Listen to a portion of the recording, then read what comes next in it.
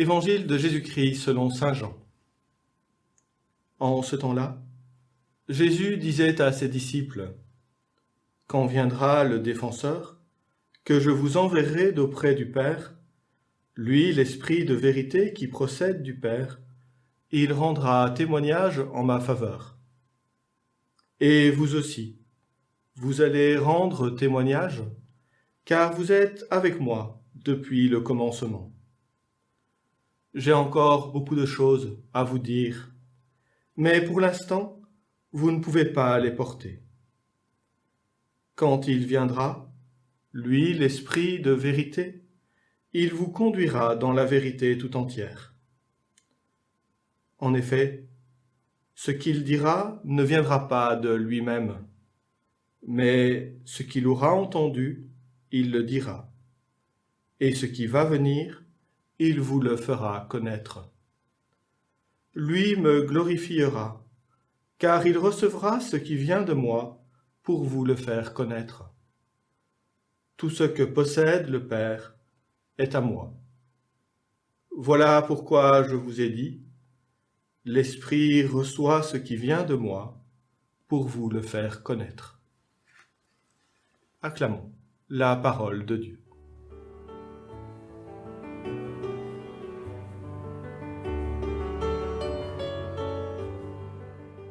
Frères et sœurs, il y a juste un peu moins de 2000 ans, un petit groupe de disciples apeurés sortent tout à coup de leur cachette. De cette sortie, de ce petit groupe, va naître 2000 ans d'histoire. 2000 ans d'histoire de l'Église, 2000 ans de proclamation de la bonne nouvelle, avec ses hauts, avec ses bas, mais 2000 ans quand même d'une dynamique de propagation de l'amour. Nous avons entendu cet évangile de Jean, parfois un peu compliqué peut-être, mais qui exprime cette dynamique. Le Fils se reçoit du Père, le Père donne au Fils. Le Fils à son tour donne à l'Esprit, qui se reçoit de lui pour mieux nous donner. Il n'y a pas d'amour sans don, sans réception, sans débordement de cet amour vers d'autres. Et finalement, ce que Dieu nous offre, c'est ce débordement. Il nous l'offre pour nous-mêmes, mais pour qu'à notre tour, nous débordions vers d'autres. La Pentecôte, c'est le moment où l'amour de Dieu déborde dans le monde et où nous sommes invités à entrer dans cette dynamique. Il y aurait peut-être, superficiellement, une tentation à la Pentecôte. Cette tentation, ce serait de se dire « J'ai à recevoir un esprit qui va me rendre omniscient, qui va venir tout à coup combler mes doutes, qui va venir au secours de ma volonté souvent hésitante, défaillante. » Un peu une tentation de toute puissance.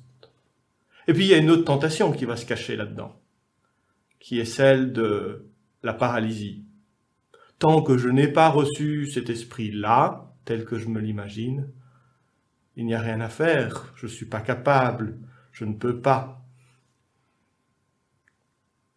Pour sortir de cette paralysie, pour sortir de ces tentations, je pense que nous sommes invités à un regard contemplatif sur le monde et sur nous-mêmes.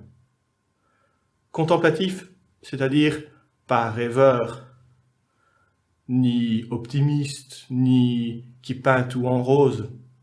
Un regard qui contemple, c'est un regard actif, un regard qui cherche les choses, qui cherche à aller au-delà de ce qui apparaît tout de suite.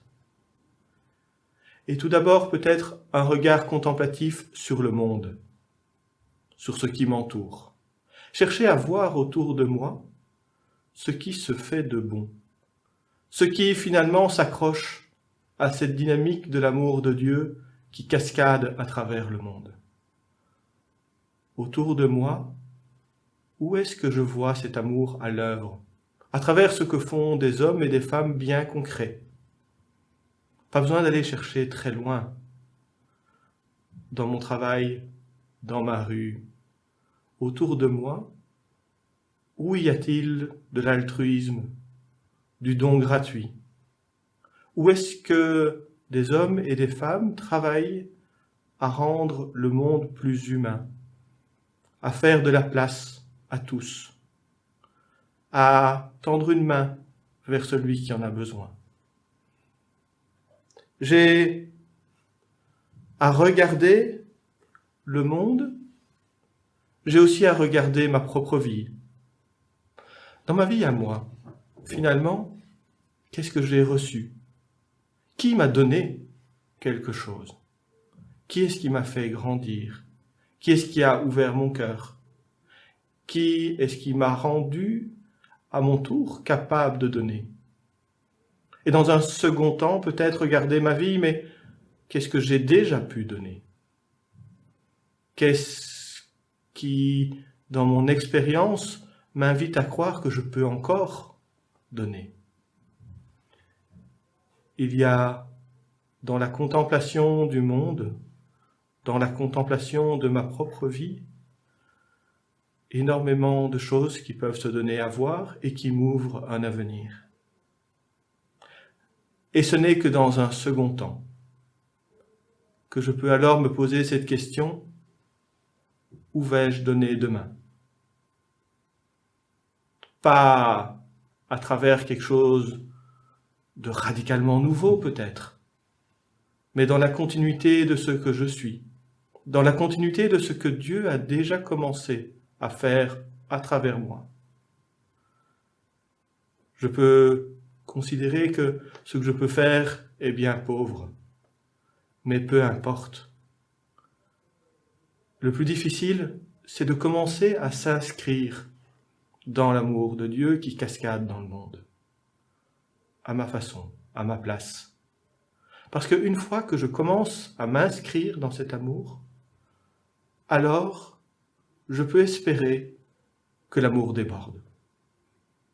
C'est finalement la grande promesse de Jésus, que nos petits pains, nos petits poissons soient dilatés pour nourrir le monde. Nous ne le voyons pas tout de suite. Nous apportons notre petit plateau. Mais croyons que de ces petites choses, Dieu en fera de grandes. Tel est notre espoir. Amen.